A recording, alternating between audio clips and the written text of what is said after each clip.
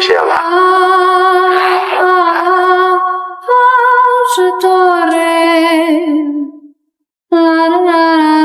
那你之后要指定找我。好啊，没问题啊。梅啊，等我出来当我女朋友好不好？ Миний нэр Сяосун. Би онцгой ажил хийдэг. Шинэ төрлийн төлбөртэй ярилцлагын үйлчилгээ. Шорон орж ирчүүдийг эргэж болцох. Тэдтэй ярилцаж хамт цаг өнгөрөх мэдээ зөвхөн энэ биш. Ихэнд гарсан тэр зүйлч бас орно. Гэхдээ зүгээр л харуулж мэдрэмж төрүүлэгддээ. Ингэснээр тэд нүдний баясгал хэдэлдэг. Миний хуучин найз залуу Ажи бол бидний дарга. Тэр бараг л биеэ үнэлэгч зуучлагтай адил. Тэр үргэлж биднийг сайн үйл хийж байна гэж ярьдаг. Зүгээр л арга барил нь жоохон өөр шүү дээ гэж. 低胸基本的啦，然后外套要穿，进去里面脱，那基本上跟你们现在做的都一样啦。只是重点是，如果里面客人问你们说，妹妹啊，我出来之后可不可以找你们啊？那你们要说什么？你们要说 OK 啊，等你哦。 懂我意思吗？你要给他们一种希望，一种幸福感，好不好？ Ажи бүрийн ажлыг ариун ажил гэж үнэн сэтгэлээрээ хэлдэг. Тэр хүмүүжүүлж байна. Энд чинь ах нар биш. Харин хутга барьдаг дүүнэр аль хүмүүжүүлж байна гэдэг. Гэтэ дотроо би түүний үгэнд дургүй байдаг. Ийм балаа үгийг би хитрхи олон сонссон. Бүр аль хэдийн мэдрэмжээ алдчихсан. 11 настай байхдаа найз залуу Ажи тууртаж баарн сууж арх хөндлөгч болсон. Өдөр бүр танихгүй хүмүүстэй арх хууцсан. Тэгж ходоод хүртэл мутгасан. Намайг бүр хөвтгсөн зүйл бол найз залуу Ажиг минь миний хамгийн сайн найз булаагаад авсан. Гэхдээ ядаж Ажи жаахан ч гэсэн хүн чанартай юм. Надад арх хөөх шаардлагагүй ажлыг танилцуулсан. Мөнгө олж болох ажил. Би өөрийнхөө хөөрхөн царай аятайхан хоолоогоороо мөн ойлгож сэтгэл гаргадаг зан чанараараа энэ салбарт арайхийн тогтож чадсан. Гэтэл энэ өдөр Ажи надад ганцхан захиалга өгсөн. Би дотроо үнэхээр гомдсон. Тэгээ би шууд Ажигийн өрөөг онгойлгож ороход найз минь Ажид наалтаад хөвтөж байгааг харсан. 说什么这个？那个钱给比较多嘛，我要公平啊。比较多是多多。 2000。 Тэр мөчөд миний зүрх яг л хутганд төсөлсөн мэт өвдсөн. Өөрийн хайртай хүний найзтай алдсан. Гэтэл би одоо ч энэ газарт амьдарсаар л байна. Тэр хоёртой нэг дээвэр дор хамт амьдарч байна. Би өөрөөсөө яагаад гэж асуусан. Эцэст нь өөртөө шалтгаан болсон. Ийм амьдрал нь зөвхөн мөнгө олохоос гадна зарлага багасгадаг. Тэгээд л ойлгомжгүй байдлаар амьдраад би ажиллаа. Дараа өдөр нь би их мөнгө өгдөг үйлчлүүлэгтээ уулзахаар явсан. Тэр эрэхтэй царайлаг дараахан төрхтэй. Гадаад төрхөөрөө их татгшийн хүн шиг харагдсан. Надад ямар ч үг хэлээгүй. Би бүх чадлаараа түүнийг өрөө татах гэж оролцсон. Хараа шидэлж, яриа өдөрж үтсэн. Гэтэ тэр дандаа л толгоогоо ураа харуулж юу ч хэлэхгүй байсан. Би их сандарч энэ том үйлчлүүлэгчийг алдаж болохгүй шүү дээ гэд яалтчгүй нууц хэсгээ хэрэглэсэн.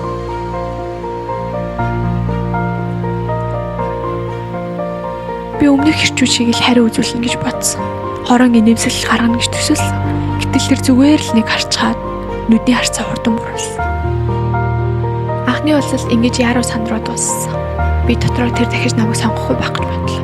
Гэтэл хин санах билээ дээ. Ажи намайг дуудаад тэр дахиад 2000 вон төлөөд намайг захиалсан гэнэ. 委托人给你告你，就是一定要告。 Дахин уулзах үед тэр эрэхтэй царайны ямар ч хувирлгүй байсан. Би дотроо яаж хийгээд өнөө уур амьсгалыг сэргээх хэрэгтэй гэж бодлоо. Тэгээд би түүнд баяр хөөрөө жоохон хуваалцаа гэж хэлсэн. Гэтэл тэр ердөө ганцхан өгүүлбэр хэлсэн. Тэр нь яг л утга шиг зүрх рүү минь орсон. Намайг бүр мөсөн тоосон. 真的开心吗？废话，我当然真的开心啊！但是真的开心的人不会再跟别人说他很开心。乱讲，我超开心的。 Энэ үгийг хэлэхдээ би өөрөө ч итгээгүй. 那很奇怪哎，给你看你不看，那你到底找我来干嘛？钱太多。是把拉也拉起来。 Яалтчгүй би бусдыг ойлгож чаддаг зангаа гаргалаа. Түүндээ хурдан асуулт хариултын тоглоом тоглосон. Энэ тоглоомын явцад тэр миний нас ажил мэргэжлийг мэдсэн. Би ч бас түүнийг 29-23 дугаараар дууддаг болсон. Сүүлд нь тэр надаас нэг асуулт асуусан. Яагаад энэ ажлыг хийдэг талаар. Би түүнд хариулаагүй. Магадгүй цаг нь дууссан байсан баг. Эсвэл би өөрөө ч энэ асуултанд яаж хариулахаа мэдээгүй. Би түүнд хэлсэн. Дараа хэлнэ гэж. Үнэн дээр би өөрөө ч энэ ажлыг яагаад хийж байгаагаа сайн мэдэхгүй. Өмнө нь бол Аажийг хэлсэн бүгдийг нь лаахдаг байсан. Харин найз минь түүнийг булаагаад авах үед энэ хэрэг яг л том чулуу шиг сэтгэл минь дарамт боловлцжээ. Хэрв 29-23-тай уулзаагүй бол би энэ асуултыг магадгүй хизээч бодож үзэхгүй байх. Тиймээс 29-23-тай уулзах үед би өөрийгөө барьж чадахгүй байлаа. Энэ бол би анх удаага танихгүй сэтгэлийн нээлттэй хуваацсан. Би түүнд би өвөө өмийтэйг өссөн. Төрснөөс хойш эцэг ихээ хизээж хараагүй. Үнэндээ хайр ямар амттайг мэдэхгүй. Би үнэхээр ганцаардаа сайж байна. Мөн одоогийн амьдрал минь надад огт таалагдахгүй байна. 29-23-тай харьцах үед би түүний үнэхээр ухаантай хүмүүдийг ойлгосон. Тэр их ярьдаггүй. Гэхдээ тэр хэлсэн бүхний асуудлын үнцийг шууд олж хэлдэг. 其实很怕孤独。孤独没有不好，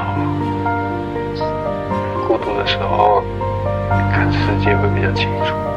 Түүний хэлсэн энэ үгийг ханан дээр би бичиж тавьсан. Зүрх сэтгэл минь их хүлээлттэй байсан. Энэ үг амьдрал минь өөрчлөлт авчирч чадах болов уу гэж. Түүнээс хойш би өөрийгөө барьж чадахгүйгээр 29-23-тай уулзах хүлээдэг болсон. Түүнийг дахин харж чадах болов уу гэж хүлээдэг болсон. 最近都没有2923的问候，就没打来啊，他都没有约，还是约别人了？就没有打来啊。 Гэтэл миний энэ бодлыг өмнөх найз залуу Аажиг минь анхаарлыг татсан. Тэр үнэн сэтгэлээсээ дургуутсан. Найз минь гараад явсан үед тэр намайг хүчээр эзэмхийг хүссэн. Тэр мөчид би түүнд бүрэн урам хугарсан. Бид томоохон маргаан хий сэтгэл өндөр салах болсон. Тэр үед л би гинэт ойлгосон. Би Аажиг өөртөө өсөж байсан чигээ тийм их хайрладаггүй юм байна. Мөн би дахин асуусан. Хэрвээ би түүнийг хайрладаггүй бол яагаад одоо ч гэсэн явахгүй байгаа юм бэ? Үнэхээр зөвхөн мөнгө хэмрэхийн тулд уу? Дахин 29-23-тай уулзаад би түүнээс нэг асуулт асуусан. Ямар газар мөнгө өрөхгүйгээр бүх өдрийг өнгөрөөж болох вэ? 书店，我以前都会去书店待一整天，你不用买书也没有关系。书店哪有什么好玩？书店不好玩啊，好玩的都在书里。你直接告诉我哪本书最好。你不能选择最好的，但最好的会来选择你。 Тэр ингэж хариулсан. Би нүдээ эргэлдээ үлж дотроо хитрхийг үнзий юм яриад энэ шүү гэж гомдлсон. Би огт ойлгоогүй. Бидний яриад доосын дараа би өөрөө мэдлгүй намын дэлгүүр очихсон. Намын дэлгүүрт ормогцоо. Энэ худалдааны төвөөс хамгийн уужим 50 майтгийг анзаарлаа. Хажиргалтай нь би эндээс нэг төрлийн сэтгэлийн амар амгалан олсон. 29-23-тай харьцах тусам түүний нүүрэн дээрх нэмсэглэл нэмэгцээр байв. Би ч бас түүний өнгөрсөн амьдралыг баг зэрэг мэддэг боллоо. Тэр энэ жил 28 настай. Өмнө нь захилгааны чиглэлээр сурдаг байсан. 我不能选择最好的，但最好的会选择我。泰戈尔，我知道。 Би эцэст нь зориг гаргаж сэтгэл минь удаан хадгалагдаж байсан тэр асуултыг асуулаа. Чи найз охингүй юу? 29-23 хэсэг чимээгүй боллоо. Дараа надад нэг нууц хэлсэн. Тэр үед найз охинтойгоо хамт гадаад руу сурахаар тохирсон байсан гин. Гэтэл хамгийн сайн найз нь найз охиныг нь булаажээ. Тэр уурлаж хоёулангийн уулзаж учраа олъё гэж дуудсан. Гэвч найз охин ба дотны найзынхаа уруултыг хүлээн зөвшөөрч чадаагүй. Тэр үедээ тэр ухаан алдаж уур хилэнгийн улмаас хоёулангийн хүнд гэмдэл цоцсон 最 байна. 可怕的不是我差点杀死他们，是当下我真的想要杀死他们。 Энэ нууцыг сонсоод би маш их цочирдсан. Магадгүй айдас байсан болохоор тэр бах. Өөрчлөлт нь энэ гайхширлын донд хурдан дууссан. Гэхдээ түүнээс хойш би гинэт 29-23-д өрөвдөх сэтгэлтэй болсон. Магадгүй ижлэгийн зүйлд болсон болохоор хамгийн сайн найзтай хайртай хүний алдсан. Эсвэл энэ хугацаанд хамт байсан нь сэтгэл зүрхэнд өөр мэдрэмжийг төрүүлсэн баг. Би өөрөө ч яагаад гэж мэдэхгүй. Гэтэ бүр түүнд заавал тайлбарлахыг хүссэн. Тэр өдөр яагаад би үг хэлээгүй гэдгийг харамслан түүнээс хойш би дахин түүнээс урих мессеж аваагүй. Магадгүй зүрх сэтгэл 29-23 орж ирсэн болохоор ажилдаа улам хайн хандаж бизнес ч модож эхэлсэн. 你这样很不够意思。对啊，你去告状啊，反正我也不怕。我很喜欢你，下个月我出去，可以约你看电影吗？ OK 啊，等你。 Гэхдээ ингэснээр би илүү их бодох цавтай боллоо. Аажмаар би ойлгож эхэлсэн. Би үнэндээ энд дуртай биш байжээ. Өмнө нь явъя гэж бодоогүй байсан нь ганцаардлаас айж байсантай холбоотой. 你是不是因为还爱这个，所以要搬走。你讲反了，是因为确定不爱了，所以才搬走的。 Салах ясны өмнө би өөрөө 29-23-т уулзахаар цаг тохирсон. Би түүнд хэлсэн. Би нутаг буцаж сурахаар шийдлээ. Цаашаа түүний дахин ирж үзэх завгүй байж магадгүй. Цаг хугацаа минут секундээр урсаж хамгийн сүүлийн 1 минут л үлдсэн байв.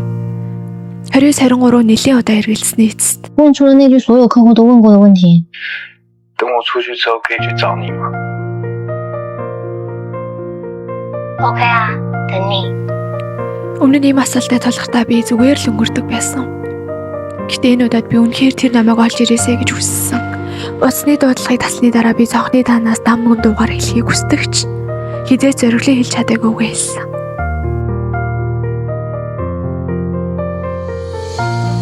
Ганцаарцсан хүн бүр амар тайван зогсож амс хийж болох бомтой болохыг хүсдэг. Харамслаа нь бодит амьдрал дээр хитрхи хатуу үнэхээр зогсож тайвшрахыг хүсэх үед тесрэх бөмбөг гişиг эсвэл хад мөрөгдөв. Ганцаардал бол амьдралын жирийн нэг хэсэг. Бид өргөлж хайрламар байдаг ч эцэст нь өөрийгөө л утга үнэлэн хит зөвлөн ханцаар байдаг. Гэтэ 29-23 надад амьдралын үннийг хэлж өгсөн. Хамгийн сайныг сонгож чадаагүй ч харин хамгийн сайн өөрөө ш намайг сонгодог. Би өөрийнхөө амьдрах эхлэх үедээ надтай жинхнээсээ хайртай хүмүүс, надтай адил ганцаарлыг мэдэрч байсан бүх хүнд ганцаардлаасаа ухаарлаа аван сэрж гэрэл цацруулах хүн бол чадна гэдгийг чин сэтгэлээсээ хүсэж байна. Өөрийн гэрэл ирээдүйг зоригтой алхаасаа гэж хүсэж байна. Харин би чимээгүй хүн хүлээж байх болно. Намайг хайрлах тэр хүн намайг олохыг.